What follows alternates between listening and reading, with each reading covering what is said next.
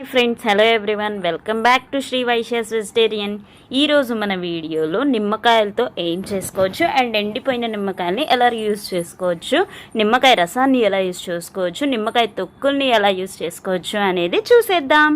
So friends, కాబట్టి వీడియోని end వరకు స్కిప్ చేయకుండా చూడండి.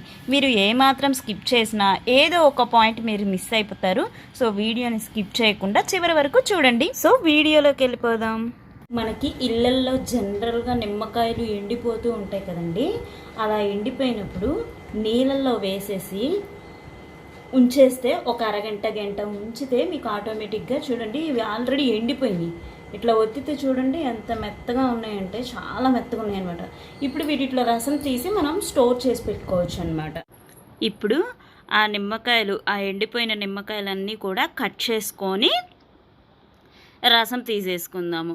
రసం తీసేటప్పుడు నేను కొంచెం తొక్కుల్లో రసం ఉండేటట్టుగానే తీసానండి, ఎందుకంటే మనకు ఆ తొక్కులు మళ్ళీ రీయూజ్ అవుతాయి, అందుకని అలాగే తీసాను.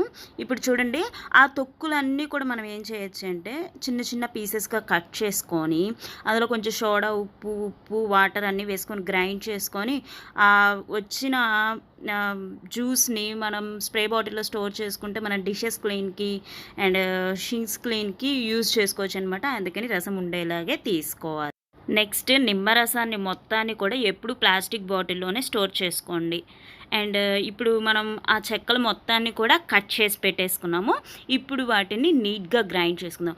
మనము రసం తీస్తాం కదా, ఆ రసాన్ని డైరెక్ట్గా ప్లాస్టిక్ బాటిల్లో అయినా స్టోర్ చేసుకోవచ్చు అండ్ వాటిని ఐస్ క్యూబ్స్లో అయినా వేసుకొని స్టోర్ చేసుకోవచ్చు అండి. అలా స్టోర్ చేసి పెట్టుకుంటే మనకి ఎన్ని రోజులున్నా కూడా నిమ్మకాయ రసం పాడవకుండా ఉంటుంది. దయచేసి స్టీల్ దాంట్లో వేయద్దు. ఇప్పుడు గ్రైండర్లో వేసేసి కొంచెం ఉప్పు, కొంచెం సోడా ఉప్పు అండ్ వాటర్ స్కిప్ అయింది, వాటర్ కూడా యాడ్ చేసేసుకొని నీట్గా గ్రైండ్ చేసేసుకోవాలన్నమాట. గ్రైండ్ చేసిన తర్వాత మనకి పేస్ట్ వస్తుంది. ఆ పేస్ట్ని ఇప్పుడు ఒక కాటన్ క్లాత్లో వేసి గట్టిగా పిండేసుకోవాలన్నమాట. ఆ నిమ్మకాయ చెక్కల్లో ఉన్న రసం మొత్తం కూడా గట్టిగా పిండేసుకోండి. మొత్తం రసం వచ్చేలాగా. చూసారు కదా ఎలా పిండేస్తున్నానో, అలా నీట్గా పిండేసుకొని ఆ జ్యూస్ మొత్తాన్ని కూడా ఒక స్ప్రే బాటిల్లో స్టోర్ చేసుకొని డిషెస్ క్లీన్కి అండ్ షింక్స్ క్లీన్కి బాగా ఉపయోగపడుతుంది. ఫైనల్గా మనకి నిమ్మకాయ చెక్కలతో డిషెస్ క్లీన్కి లిక్విడ్ వచ్చేసింది. నేను ఇప్పుడు మీకు ఎగ్జాంపుల్ కోసం చూపిస్తున్నాను కాబట్టి కొంచెం నిమ్మరసమే తీసుకున్నాను. ఒక బాక్స్లోనే తీసుకున్నానండి, అది కూడా ప్లాస్టిక్ బాక్స్లోనే తీసుకోండి. దయచేసి స్టీల్ వాడద్దు. ఇప్పుడు ఆ నిమ్మకాయ రసంలో కొంచెం ఉప్పు అండ్ కొంచెం కారం కూడా వేసుకొని కలుపుకోవాలి. అంటే ఆ నిమ్మకాయ రసానికి తగ్గట్టు ఉప్పు, కారం వేసుకొని కలుపుకోవాలి.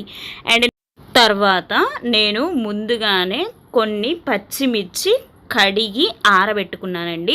నీట్గా ఆరిపోవాలి. ఏమాత్రం తడున్నా కూడా మీకు వైట్ ఫంగస్ అనేది పట్టేస్తుంది, కాబట్టి తడి లేకుండా చూసుకొని ఇప్పుడు ఆ నిమ్మకాయల రసంలో ఎన్ని అయితే మిరపకాయలు పడతాయో అన్ని మిరపకాయలకి కూడా గంటు లేదా ఘాటు అంటారు, అలా గీత పెట్టేసుకొని ఘాటు పెట్టేసుకొని ఆ నిమ్మరసంలో వేసేసుకోండి. వేసేసుకున్న తర్వాత ఒక్కసారి వాటిని కలబెట్టండి. అండ్ మీరు ఈ పని చేసే ముందు బాక్స్ కానీ, నిమ్మకాయలు కానీ అండ్ మిరపకాయలు కానీ ఏవి తడిగా ఉండకూడదండి. తడిగా ఉన్నట్లయితే మీకు వైట్ ఫంగస్ అనేది వచ్చేస్తుంది, అది తెలుసుకోండి. అండ్ నెక్స్ట్, ఈ మిరపకాయలు వేసాం కదా, ఇప్పుడు దీంట్లో ఎన్ని రోజుల పాటు ఉండాలి అంటే ఒక హాఫ్ డే అయితే సరిపోతుందండి. ఇప్పుడు వచ్చే మిరపకాయలకి హాఫ్ డే అయితే సరిపోతుంది. మామూలుగా అయితే 1 డే పడుతుంది.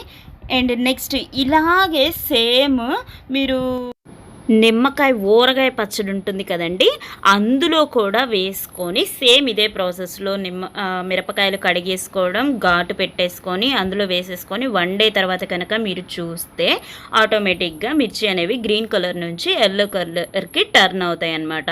అంటే అప్పటికి మనకి మిరపకాయలు ఊరిపోయాయి అని అర్థం. ఊరిపోయిన మిరపకాయల్ని మనం పెరుగన్నంలో కనుక తింటే సూపర్ టేస్ట్గా ఉంటుందండి. సేమ్ ఇదే ప్రాసెస్లో మీకు మామిడల్లం కనుక దొరికితే వాటికి కూడా తొక్కు తీసేసుకొని నీట్గా చిన్న చిన్న చిప్స్ లెక్కన కట్ చేసుకొని ఆ నిమ్మకాయ పచ్చళ్ళు కానీ లేదా ఇలాగే నిమ్మకాయ రసంలో ఉప్పు, కారం వేసుకొని అయినా కానీ ట్రై చేయండి, చాలా బాగుంటుంది. సో ఫైనల్లీ మనకి ఊరిపోయిన మిరపకాయలు రెడీ. వీటిని పెరుగన్నంలో వేసుకొని తింటే చాలా బాగుంటుంది. ట్రై. సో ఫ్రెండ్స్, చూశారు కదా నిమ్మకాయల వల్ల ఎలాంటి యూజ్ ఉంటుందో. మీకు కనుక నా వీడియో నచ్చినట్లయితే లైక్ చేయండి, షేర్ చేయండి, సబ్స్క్రైబ్ చేసుకోండి అండ్ పక్కనే ఉన్న బెల్ ఐకాన్ని కూడా క్లిక్ చేసేయండి. మరికొన్ని లేటెస్ట్ అప్డేట్స్ మీ ముందుకు వస్తాను.